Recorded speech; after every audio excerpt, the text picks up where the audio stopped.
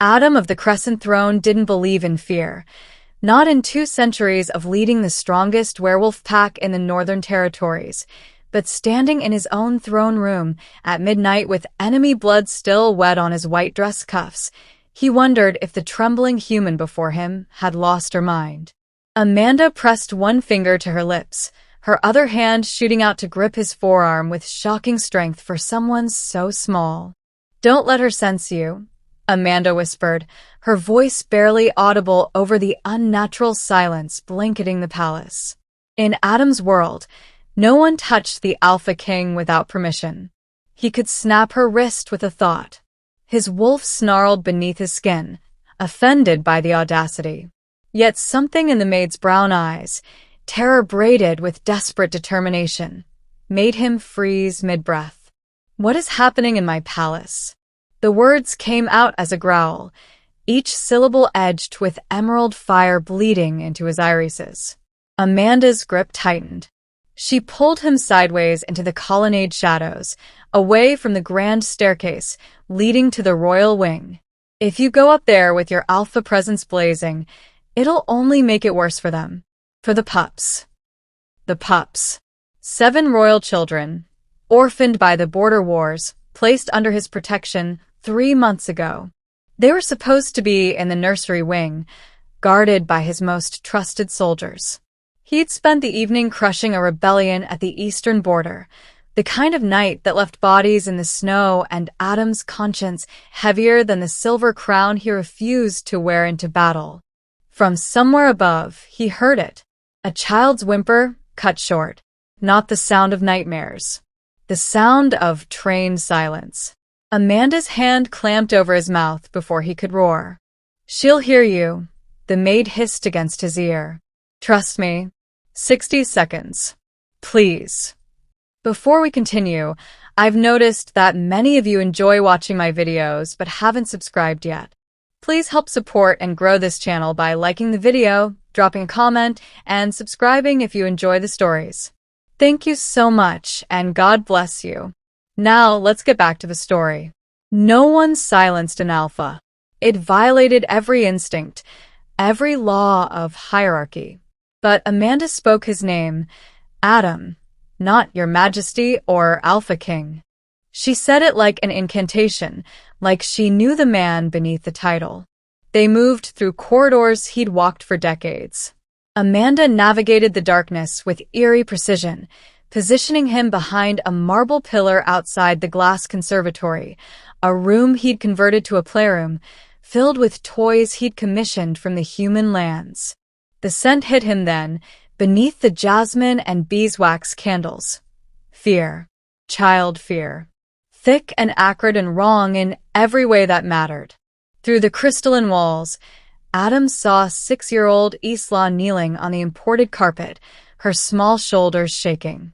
8-year-old Finn stood beside her like a statue, hands clasped behind his back like a prisoner awaiting execution. And towering over them both, pacing in an emerald silk gown that matched her cold eyes, was Lady Alara Nightshade, his betrothed, daughter of the Nightshade Coven, future queen of the Crescent Throne. Their engagement was a treaty. Her dark magic plus his military might equaled an empire that would unite wolves and witches for the first time in a millennium. "You think tears will change anything, Isla?" Alara's voice sliced through the glass like a blade through silk. "Your Alpha King isn't here. He's never here. And when he is, he's too drunk on his own power to see what's necessary." Adam's vision bled red. His claws extended involuntarily, puncturing his palms. "Weak pups become dead weight in a true pack," Alara continued, crouching to Isla's eye level with predatory grace. "In my coven, we cull the weak before they poison the strong. Be grateful I'm only teaching you the truth." She tilted Isla's chin up with one sharp fingernail, her touch leaving a faint purple mark that glowed and faded. "Tell me what you are." The child's voice came out broken, rehearsed, emptied of all spirit. "Unwanted." The word detonated in Adam's chest. His wolf howled for blood, for vengeance, for the right to tear apart anything that hurt his pack. Every instinct screamed to crash through those glass walls and end this. Amanda's fingers wrapped around his wrist, not restraining, grounding. She pulled out a battered phone with a cracked screen, showing him a paused video. The footage showed Alara from a different night, yanking Finn by his hair, slamming his small face against the conservatory glass hard enough to crack it. Isla sobbing in the corner as Alara's hand flashed out in a vicious strike across the girl's cheek. Then the words hissed like a curse over the children's crying. Your parents died because they were too weak to survive the wars. Weakness is a disease, and I'm the cure. Amanda stopped the video, her hand steady even as her voice shook with suppressed rage. 19 more recordings like this. Different nights, same torture. She only performs when you're at war, when your beta takes the night watch. I've documented everything for 6 weeks. 6 weeks. Adam's voice was pure violence, barely leashed behind human teeth. 3 months, Amanda corrected, meeting his eyes without flinching, a feat few wolves managed, let alone a human. Since I was assigned to the Royal Wing. 3 months Alara's had free reign while you expanded your territory and crushed rebellions. 3 months she's been breaking them piece by piece. Adam's hands trembled. Not from fear. From the effort of not shifting, not exploding into fur and fong and righteous fury. In the conservatory, Alara straightened, smoothing her gown with practiced elegance. The purple glow faded from her fingertips, leaving no trace of the magic she'd been weaving. Finn, recite the oath of submission. In the old tongue. 1 mistake, and neither of you eat until tomorrow's moon. Adam moved forward, every muscle coiled for the kill. Amanda blocked him, her small frame absurdly brave against 2 centuries of predatory instinct. If you rage in there now, she'll twist it, Amanda said, her voice low and urgent. She'll call it alpha hysteria, claim you're unstable from the wars. She'll threaten to break the treaty and leave you vulnerable to the Nightshade Coven's retaliation. You know the game, Adam. She's been playing it longer than you've been alive. He did know. Alara wasn't just a witch. She was a political anchor, a carefully negotiated peace between species that had slaughtered each other for millennia. Without her family's alliance, 3 rival packs would descend on his weakened borders within days. The Shadowfang clan alone had been waiting for an excuse to challenge his throne since his father's death. Then what do I do? The question came out fractured, stripped of authority, almost human. You watch. You see everything. Then you plan. Amanda glanced toward the conservatory, calculating. Right now, Alara thinks she's invisible. Let her keep thinking it. Before Adam could respond, Alara's hand began to glow with dark purple light. Not pack magic, something older and far more sinister. She pressed her palm against Finn's forehead. The boy's eyes rolled back, showing only whites, his small body going rigid as she invaded his mind. Adam's wolf howled inside him, desperate to protect, to defend.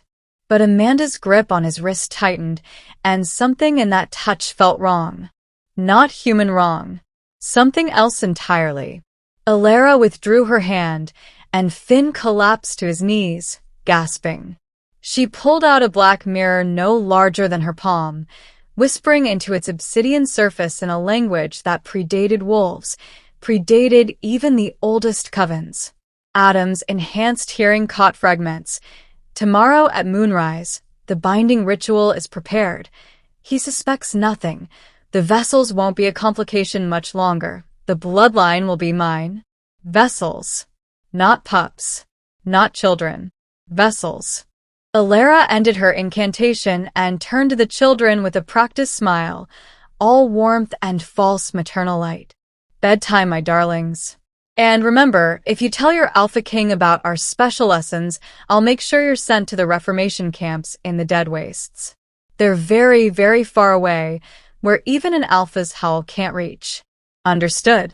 Both children nodded like broken marionettes, their strings cut. As they filed past the pillar where Adam hid, Finn's eyes flickered toward the shadows.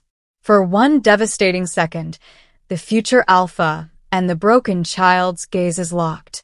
Finn's golden eyes, the mark that should have glowed with inherited power, were wells of exhausted, dying hope. He didn't cry out, didn't reach for salvation, just held Isla's trembling hand tighter and kept walking, as if 3 months had taught him that survival meant silence and hope was a luxury for the unbroken. That look shattered something in Adam that 2 centuries of war never had. Amanda exhaled slowly, as if she'd been holding her breath through the entire ordeal. She checks on them again at 3 a.m. using a tracking spell keyed to their blood. We have an hour, maybe less. For what? To get them somewhere her magic can't reach. To understand what she meant by binding ritual and vessels. Amanda finally stepped back, studying him with eyes too old for her face. I need you to think clearly, Alpha. Not as a warrior. As a king who understands sacrifice. Can you do that? Who are you really? Adam asked suddenly, his wolf finally catching what his human mind had missed. No human servant moves through shadows like you just did. No mortal hides recording devices my beta's security sweeps should have found. And no human should be able to touch an alpha without triggering the pack bond response. He grabbed her wrist, turning it over. There, hidden beneath the edge of her sleeve, was a mark he recognized. A silver crescent moon bisected by 3 claw marks, the sign of the Nullborn. You're immune, he breathed. To pack magic. To compulsion. To glamours. Amanda's smile was sad and sharp as a blade dipped in mercy. Nullborn. The last of my bloodline, as far as I know. Born without the ability to shift, but with the gift of seeing through every supernatural veil ever woven. She pulled her wrist free gently. Alara's glamours don't work on me. Her compulsion spells slide off like water. I see her exactly as she is, a serpent in silk, feeding on your legacy. How long have you known what you are? Since I was 7 and watched my mother burn at the stake in a human village that thought we were witches. Her voice was steady, but her eyes held centuries of inherited pain. The Nullborn have always been hunted. Too valuable to live free, too dangerous to let exist. We see the truth that powerful beings spend lifetimes hiding. Adam's mind raced. You came here deliberately. I came here because someone I loved was killed trying to warn you about Alara. My sister, Marissa. She was a scholar, researching the Nightshade bloodline. She discovered what Alara really is, what she's planning. Amanda's jaw tightened. They found her body in the Whispering Woods 3 months ago. Official report said wolf attack. But I know coven work when I see it. So you came for revenge. I came for truth, Amanda corrected. I thought you were the monster who got my sister killed through arrogance and blind ambition. But then I watched you miss bedtime every night looking destroyed. Saw the portrait of your dead mate everywhere, fresh flowers beneath it weekly. Watched these children wait by the windows hoping you'd come home early just once. Her voice cracked, showing the first real emotion beneath her controlled exterior. And I watched Alara systematically destroy them while planning something far worse than simple abuse. She pulled out her phone again, scrolling to a different folder. Documents appeared, complex ritual diagrams, ingredient lists written in blood, astronomical charts. 6 weeks ago, Alara researched soul-binding rituals in the restricted archives. 4 weeks ago, she met with a blood mage from the Eastern Wastes. 2 weeks ago, she had dinner with a Nightshade enforcer and discussed vessel preparation. Adam stared at the evidence, his blood turning to ice. She's going to steal their power. Worse, Amanda whispered. She's going to consume their futures. Every alpha they might have become, every pack they might have led, every descendant they might have created. She'll absorb it all, become something neither wolf nor witch. An immortal hybrid with your bloodline's strength and her coven's magic. And me? Amanda met his eyes. Tomorrow night's binding ritual? It requires the biological alpha's willing participation. She'll drug you, make you compliant, and by the time you realize what you've done, you'll have signed away 7 innocent souls and the future of your entire line. From somewhere deep in the palace, a bell chimed. 3 times. The witching hour. She's coming, Amanda said, pulling him toward a hidden servant's passage. And when she finds us, you need to decide. Are you the Alpha King who built an empire on blood and treaties, or are you the man who'll burn it all down to save 7 children who aren't even yours by blood? Adam looked back toward where Finn and Isla had disappeared into the darkness. He'd already made his choice. The servant's passage wound through the palace like a secret artery, narrow and lightless. Amanda moved through it with the confidence of someone who'd memorized every escape route, every hidden door. Adam followed, his wolf senses screaming at him to turn back, to confront Alara now while rage still fueled his courage. "We can't hide forever," he growled as they emerged into a forgotten storage chamber near his private study. Dust-coated ancient weapons and moth-eaten tapestries. "She'll find us eventually. We're not hiding." Amanda pulled aside a rotting banner, revealing a gap in the stone wall. "We're preparing. Your study is through here. You need to act normal when she comes looking for you, which she will in approximately 4 minutes. How do you?" "I've been tracking her patterns for 3 months." Amanda's eyes were hard. "Every night you return from battle, she waits exactly 17 minutes, then goes to your study with warm milk and honey. She calls it her wifely duty to help you unwind." The milk. Adam's stomach turned. He'd been drinking it every night since the engagement, touched by what he'd thought was genuine care. He'd wake each morning with gaps in his memory, attributing it to exhaustion from the wars. "The potions in the milk," he said, understanding crystallizing like ice in his veins. A compliance draft mixed with memory suppressant. Just enough to make you suggestible, to keep you from noticing the discrepancies. Amanda squeezed through the gap in the wall. "Tonight she'll increase the dosage. Tomorrow's ritual requires your complete submission. You need to drink it, but not swallow." Adam followed her through, emerging behind a tapestry in his own study. The room smelled of leather and pine smoke, familiar and suddenly treacherous. "If I don't drink, she'll know something's wrong. If you do drink, we lose everything." Amanda positioned him in his usual chair, arranging papers on his desk to look recently reviewed. "Keep it in your mouth. When she leaves, spit it into this." She pressed a small vial into his palm. "I need to analyze the full formula." Footsteps echoed in the hallway outside. Measured, deliberate. Amanda disappeared behind the tapestry just as the door opened. Alara glided in, carrying a silver tray with a crystal goblet. The milk steamed invitingly, smelling of honey and cinnamon. She looked radiant in the firelight, every inch the devoted bride-to-be. "My alpha," she purred, setting the tray on his desk. "Another victory, I hear. You must be exhausted." Adam forced his shoulders to relax, his claws to retract. "The Blackridge rebels are scattered. It's done. You push yourself too hard." She moved behind his chair, her fingers sliding across his shoulders. The touch that once brought comfort now felt like serpents on his skin. "Drink." "You need your strength for tomorrow." "Tomorrow." The binding ritual. He reached for the goblet, feeling the weight of everything he was about to lose. His throne, his alliances, his carefully constructed empire. Or everything he'd already lost while building it, his humanity, his awareness, 7 children's childhoods. He brought the goblet to his lips and drank. The potion hit his tongue like liquid velvet, sweet and cloying. His wolf recoiled, recognizing poison even as his human mouth wanted to swallow.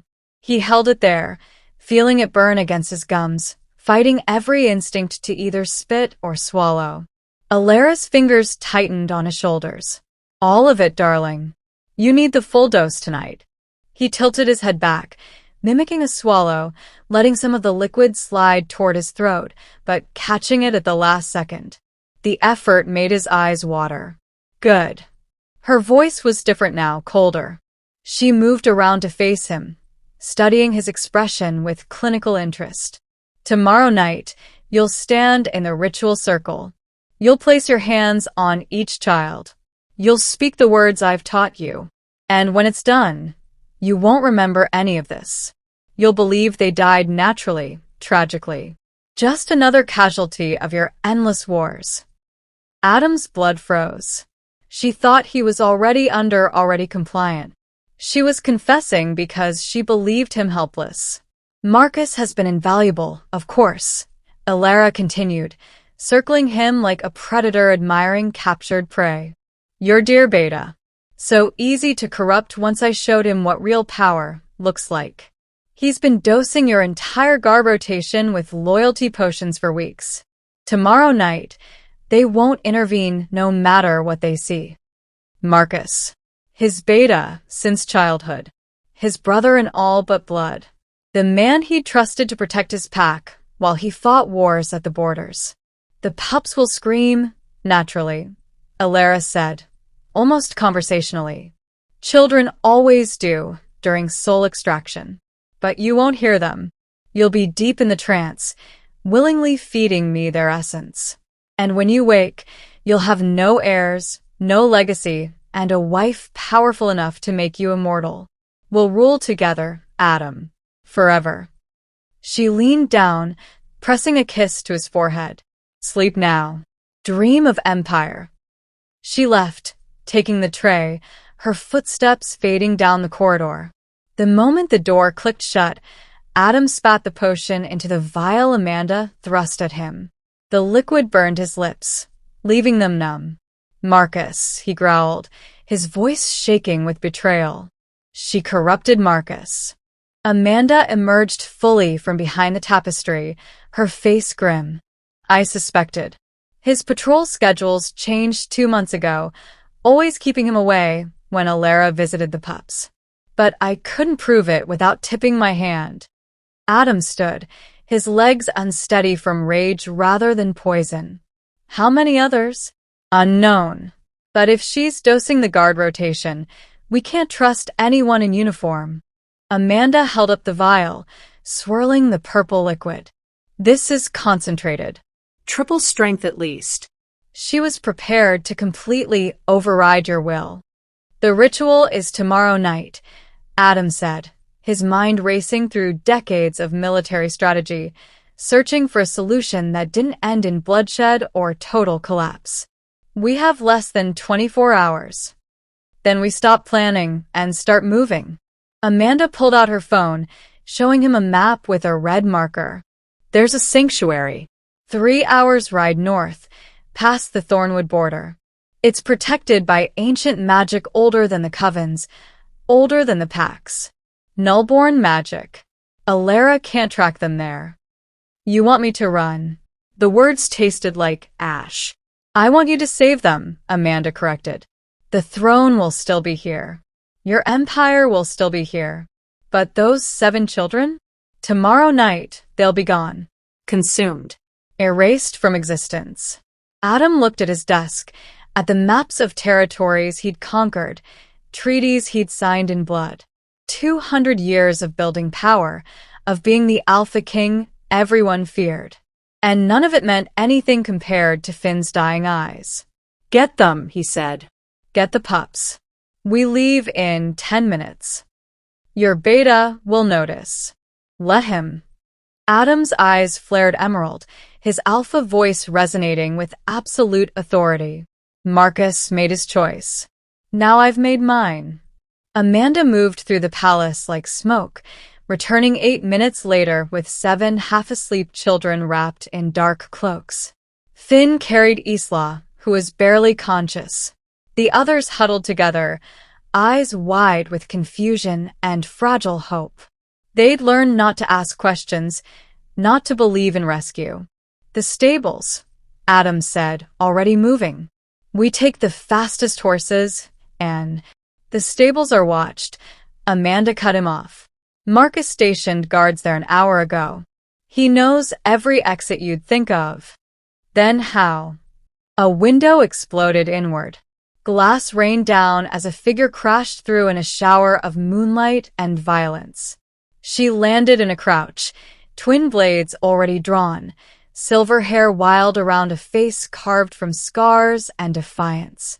She was older than Adam, perhaps older than anyone he'd ever met, wearing leather armor that had seen centuries of combat.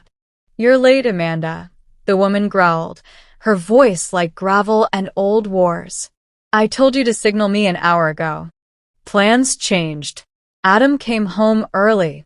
Amanda stepped between the children and the newcomer, protective but not afraid. "Everyone, this is Kira Ashenblade. She's here to help." Adam's wolf recognized the name before his human mind did. Kira Ashenblade. The Rogue Queen.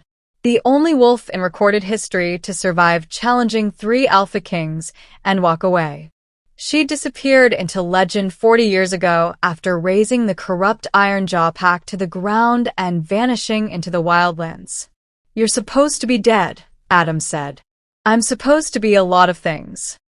Kira sheathed one blade, pulling a small device from her belt. "But right now I'm your only chance of getting these pups out alive. Your beta just activated the palace lockdown. Every exit is sealed with Coven wards keyed to Alara's magic." As if summoning her with the words, alarms began to shriek throughout the palace. Red light pulsed through the corridors like a heartbeat of warning. "He knows we're running," Amanda said, pulling Isla closer. "Then we stop running and start breaking." Kira pressed the device, and Adam heard explosions bloom from the eastern wing, the west tower, the main gates. "Diversions. I've got 15 minutes of chaos. We use it." "The children can't fight their way through." "They won't have to." Kira moved to the wall, pressing her palm against the stone. Ancient runes flared to life beneath her touch, glowing with silver fire. The old passages. The ones built before the Crescent Throne existed, when this was sacred ground. Nullborn magic, older than any Coven's wards. The wall dissolved like mist, revealing a tunnel that descended into darkness. "How did you—" Adam started. "Later. Move." Kira was already ushering children into the passage. Finn hesitated, looking at Adam with those exhausted eyes. "I'm right behind you," Adam promised, and for the first time in 3 months, he saw the boy believe something an adult said. They were halfway down the tunnel when the first guards found them. Not palace security, but something worse. Coven enforcers, their eyes glowing purple with borrowed power, Marcus leading them with his sword drawn. "Adam," Marcus called down the tunnel, his voice strained. "Don't make this harder. Alara's offering mercy. Come back. Complete the ritual. I'll make sure the children don't suffer." "The way you made sure they didn't suffer these past 3 months?" Adam's voice was death itself. Marcus flinched. "I did what was necessary for the pack's future. You were too weak to see it. The alliance with the Nightshade Coven is bigger than 7 orphaned pups. Nothing is bigger than protecting the innocent." Adam's eyes blazed emerald. "I should have seen that 2 centuries ago." The enforcers charged. Kira met them like a storm. Her blades sang through the air, finding throats and hearts with precision earned through lifetimes of battle. She fought with the efficiency of someone who'd forgotten how to waste movement, every strike a killing blow. 1 enforcer fell, then 2, then 3. But more came. Marcus transformed mid-leap, his massive wolf form hurtling toward Adam with jaws wide. Adam didn't shift, didn't draw the alpha power that had always been his answer to violence. Instead, he grabbed a fallen blade and met his former brother with human determination and 2 centuries of skill. They clashed in the narrow tunnel, steel against Fong. Marcus was stronger, faster in wolf form. But Adam fought with something beyond instinct now. He fought with purpose beyond dominance. "You are my brother," Adam growled, parrying a strike that would have opened his throat. "I'm your beta," Marcus snarled back. "I chose the pack's survival. You chose power." Adam drove the blade forward, not to kill but to wound, slashing across Marcus's shoulder. The beta yelped, stumbling back. "You chose comfort over courage." More enforcers poured into the tunnel. Too many.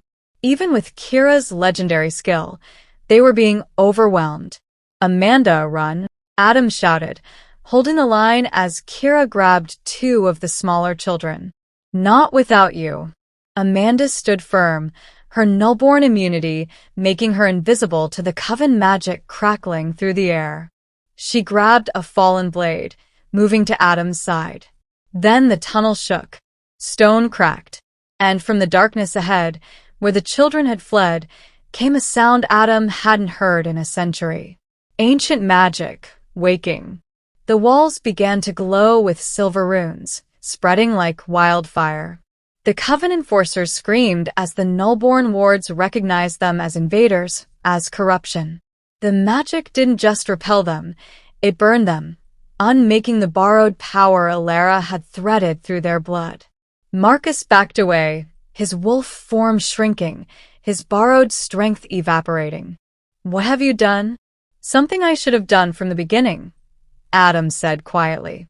"I chose them." The silver light surged forward, driving the enforcers back up the tunnel in a wave of ancient judgment. Marcus fled with them, his betrayal complete, but his punishment only beginning.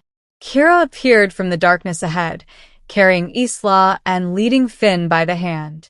The sanctuary recognized them. The old magic knows innocence when it sees it. "We're clear to the northern exit." Adam looked back up the tunnel one last time, toward the palace he'd ruled for 2 centuries. The throne he'd bled for. The empire he'd built on violence and alliances and carefully maintained terror. Then he turned away from it all and followed 7 children into the darkness. The fallen king, finally rising. The tunnel opened into a valley that shouldn't exist. Adam had conquered every territory within 300 miles of his palace, mapped every forest and river and hidden cave. Yet here was a place that existed outside his knowledge, outside his carefully documented empire. The temple rose from morning mist like a memory made stone. Ancient columns supported a domed roof open to the sky, where moonlight poured through even though dawn was breaking beyond the valley walls. Silver runes covered every surface, pulsing gently with protective magic that felt nothing like coven work or pack bonds. This was older, purer. "Welcome to the last sanctuary of the Nullborn," Kira said, her voice softer than Adam had heard it during their violent escape. "The one place where the corrupted can't follow and the innocent can finally breathe." The 7 children stood in the temple's entrance, small and exhausted and still braced for punishment. 3 months of Alara's cruelty had taught them that safety was always temporary, that kindness was always a trap. Finn held Isla's hand so tightly his knuckles had gone white. "It's real," Amanda said gently, kneeling before them. "This place can't lie." Can you feel it? No glamours. No hidden magic. Just truth. Slowly, painfully, Isla's death grip on her brother's hand loosened. She took one tentative step forward onto the temple floor. The silver runes flared softly beneath her feet, and her eyes widened. "It's warm," she whispered, as if warmth itself was a forgotten miracle. One by one, the other children followed.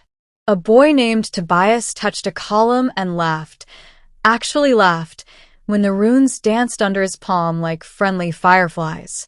2 girls, twins named Sarah and Senna, found a pool of crystal-clear water in the temple's center and knelt beside it, seeing their reflections without fear for the first time in months. Adam watched them, his throat tight. He'd fought wars. He'd killed enemies. He'd built an empire on strength and dominance. But he'd never felt powerful until this moment, watching 7 broken children remember how to explore, how to play, how to simply be. "They'll need time," Kira said, appearing beside him. She'd cleaned her blades and sheathed them, looking less like a legendary warrior and more like a tired woman who'd seen too many wars. "Trauma doesn't heal in a day." "How long were you planning this?" Adam asked. 3 years. Since Amanda's sister Marissa came to me with her research on the Nightshade Coven's history. Kira's expression darkened. She discovered what Alara really was, a soul eater, one of the last of an ancient bloodline that feeds on potential. Every coven thought they were extinct. Marissa proved otherwise. And paid for it. She paid for trying to warn you through official channels. Your beta intercepted every message. Kira's eyes were hard. Marcus has been Alara's creature longer than you know. The corruption started small, a favor here, a blind eye there. By the time Alara embedded herself in your court, he was already hers. Amanda joined them, carrying blankets she'd found in the temple's preparation chambers. The children are asking for food. The sanctuary provides, but they need to ask. Part of the healing magic. They have to remember they're allowed to have needs. Adam's hands clenched. I should have seen it. I was so focused on expanding territory, on proving myself worthy of my father's throne, that I ignored what was rotting in my own house. You saw what she wanted you to see. Amanda's voice held no judgment, only hard truth. Alara spent centuries perfecting her craft. She chose you specifically. A powerful alpha king consumed by external wars, young enough to be manipulated, old enough to command respect. You were the perfect mark. How many others? The question came out broken. Bloodlines. Kira's jaw tightened. 11 that we know of. 11 alpha lines erased from history while everyone blamed disease, accidents, bad luck. Alara moves every few decades, taking a new name, finding a new target. She would have taken your throne, your power, and 7 innocent futures. Then she would have disappeared, leaving you alive to suffer the knowledge of what you'd done. In the temple's center, Finn finally released his sister's hand. He walked to Adam slowly, each step a negotiation between hope and fear. Are we really safe? The boy asked. His voice was small, younger than 8 years should sound. Adam knelt, making himself smaller, less threatening. Yes. For how long? The question shattered Adam. How long? As if safety had an expiration date. As if protection was measured in hours before the next beating. Forever, Adam said, and watched the boy's face crumple. Finn collapsed into him, 8 years of held breath finally releasing in sobs that shook his small frame. Adam held him. This child who wasn't his by blood, but was his by every choice that mattered. Islaw came next, then Tobias, then all 7 of them, piling into his arms like they were building a fortress out of trust. They cried, deep, gasping, 3 months of silence crying. The kind of tears that came when survival mode finally ended and feeling was safe again.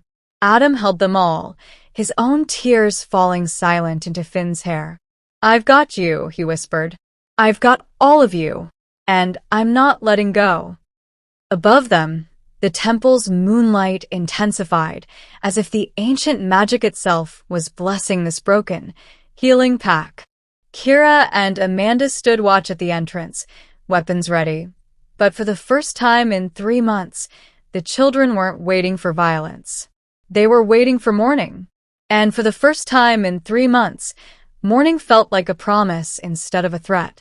Amanda's laptop glowed in the temple's sacred darkness, its artificial light somehow not offensive to the ancient magic surrounding them. The children slept in a pile near the central pool, finally peaceful. Adam watched them breathe, counting each rise and fall like prayers. "It's done," Amanda said quietly, closing the screen. "I sent everything to the Pack Council, the Nightshade Coven Elders, and every Alpha within 5 territories. 19 recordings of abuse. Documentation of the soul-binding ritual. Proof of Marcus's corruption. Marissa's research on the 11 bloodlines. Everything."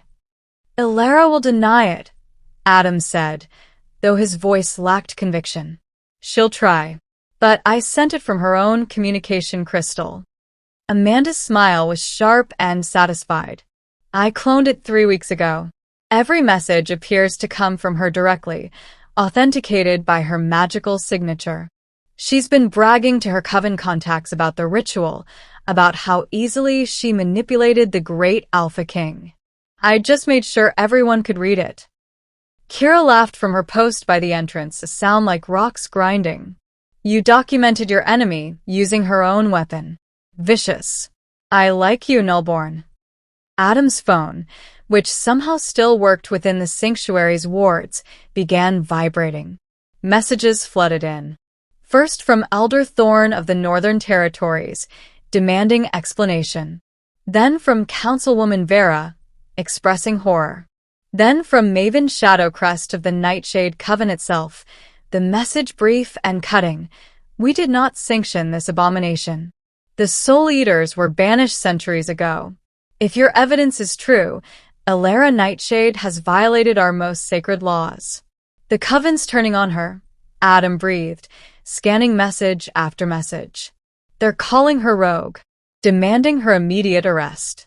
Soul-eating is forbidden even among dark covens," Amanda explained. "It's the one line they won't cross. Ilera's been hiding what she is for centuries, pretending to be a legitimate Nightshade heir. But she's from an extinct bloodline the covens themselves hunted to near extinction. They'll want her dead more than we do." More messages arrived. The Pack Council was calling an emergency session. 3 neighboring alphas were demanding Adam's return to face questions about his fitness to rule. Others were pledging support, disgusted by Ilera's crimes. The carefully constructed political web Adam had spent decades building was unraveling in real time. Then Marcus's name appeared on the screen. Adam almost ignored it, but something made him open the message. "She's gone mad. The ritual failed without you. She's consumed 2 of her own enforcers trying to complete it anyway. The palace is burning. The Coven has issued a death warrant. I was wrong. I was so wrong. I'm sorry." Adam stared at the words, feeling nothing. "No satisfaction, no vindication." Marcus's apology came 3 months and 7 traumatized children too late. "The alliance is collapsing," Kira observed, reading over his shoulder. "The Nightshade Coven is disavowing her. Your council is in chaos. The rival alphas smell blood in the water. Your throne is vulnerable. Let them have it," Adam said, setting the phone down. He looked at the sleeping children, at Finn's small hand still clutching Isla's even in dreams. "I don't want a throne built on blind ambition. I don't want power that requires me to be deaf to suffering." "Noble sentiment," Kira said, "but nature abhors a vacuum. If you abandon the Crescent Throne, war will consume those territories within weeks. Thousands will die in the power struggle." Adam closed his eyes. 2 centuries of leadership, and it came down to this, impossible choices between personal salvation and political responsibility. "Then I'll return," he said quietly. "Not as the Alpha King, but as witness. I'll testify about Ilera's crimes. I'll name Marcus's betrayal. I'll abdicate properly, install a regent, ensure the transition doesn't drown my people in blood." He opened his eyes, looking at Amanda. "But I'm not staying. Once it's done, I'm walking away. These children need a protector, not a king. And I need to learn how to be human again." Amanda nodded slowly, understanding in her eyes. "Then we have 3 days before the council session. 3 days for them to heal a little more before the world comes calling." 3 days, Adam repeated, watching the moonlight paint silver across 7 sleeping faces. Then I'll go back and burn down everything I built. And maybe in the ashes something better can grow. Outside the sanctuary, the empire was crumbling. Inside, for the first time in 2 centuries, Adam felt like he might be building something that mattered. She came on the 3rd dawn, when the children were finally sleeping without nightmares. Alara Nightshade descended on the sanctuary like a storm of corrupted magic, her beauty stripped away to reveal what she truly was. Her skin had turned ashen, veins blackened with failed ritual poison. Her eyes glowed not with glamour, but with desperate hunger. The soul-eating had consumed her own essence, trying to complete the binding without Adam's willing participation. "You ruined everything," she hissed, her voice layered with centuries of other voices she'd stolen. 200 years of planning. The perfect target. The perfect bloodline. And you chose 7 worthless pups over immortality. The sanctuary's wards flared, trying to repel her, but Alara was burning through her own life force to break them. She would die completing this or die trying. Either way, she was already dead. Adam stood between her and the sleeping children, but his hands were empty. No sword. No claws extended. No alpha fire burning in his eyes. "You can enter," he said simply. "This place was built to protect innocence from corruption. You have no power here. I have enough power to burn this temple to ash." Purple fire licked around Alara's fingers, wild and unstable. "Give them to me. Let me complete what should have been finished. Or watch them die in holy flames." No. The word was quiet, absolute. Alara screamed, hurling her corrupted magic at the barrier. The wards buckled, silver runes cracking under the assault of her desperation. Behind Adam, he heard the children stirring, heard Finn's sharp intake of breath. "Stay behind me," Adam said, still not moving, still not fighting. "You were a warrior," Alara spat, her body beginning to disintegrate as the stolen magic turned on itself. "A conqueror. A king who bathed in the blood of his enemies. Fight me, Adam. Give me the death I deserve." No. He said it again, and this time Kira and Amanda flanked him, weapons drawn but not raised. "You want to end this as you've lived, in violence, in domination. I won't give you that satisfaction. Then you'll watch them burn." Alara's final attack erupted, a wave of soul fire meant to consume everything in its path. Adam didn't raise his hands to defend. He simply stood, and behind him, 7 children stood too. Finn stepped forward, taking Adam's hand. Then Isla. Then all of them, forming a line of fragile courage. The sanctuary recognized them, recognized their choice to stand together, to protect rather than dominate, to choose love over fear. The silver wards exploded outward in a wave of ancient judgment, not violence, but pure negation. The magic didn't fight Alara's darkness, it simply refused to acknowledge it existed. Alara's scream cut short as the nullborn magic unmade her corruption, unwove every stolen soul, every ill-gotten power, every century of parasitic existence. She collapsed, not dying dramatically but simply ceasing, as if she'd never been anything more than a nightmare that morning had finally banished. The purple fire guttered and died. The blackened veins faded. What remained was just a body, small and human and unremarkable. "Is she gone?" Isla whispered. "Yes," Adam said, still holding their hands. "She can't hurt you anymore. She can't hurt anyone anymore." Finn looked up at him, tears streaming down his young face. "You didn't fight her. I didn't need to." Adam knelt, gathering them close. Fighting her would have made her real, made her powerful. "But you 7? You're real. You're what matters. And standing with you is stronger than any violence I've ever wielded." Kira sheathed her blades, something like respect in her ancient eyes. The nullborn magic responded to your choice. Not to fight, but to protect. That's the oldest magic there is. Amanda placed a hand on Adam's shoulder. The council session is tomorrow. They'll want answers. Then I'll give them truth. Adam stood, the children still clustered around him like a pack. I'll tell them I failed as a king, that I was blind to evil in my own house, that I built an empire while innocence suffered. He looked at each child's face, memorizing their slowly healing eyes. And I'll tell them I'm done building empires. I'm done with thrones and alliances and blood-soaked victories. What will you do instead? Amanda asked. Adam smiled, and it was the first truly peaceful expression he'd worn in 2 centuries. I'll learn what my father never taught me. How to protect without dominating. How to lead without conquering. How to love without condition. They'll call you weak, Kira warned. Let them. Adam squeezed Finn's hand. These 7 know the difference between weakness and mercy. That's enough for me. The sun rose fully over the sanctuary, burning away the last shadows of the night. And for the first time in 200 years, Adam watched it with gratitude instead of restless ambition. The hunt was over. The healing had begun.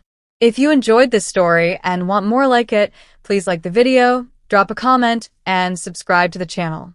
Your support truly means the world to me and helps this channel grow. Thank you for being here.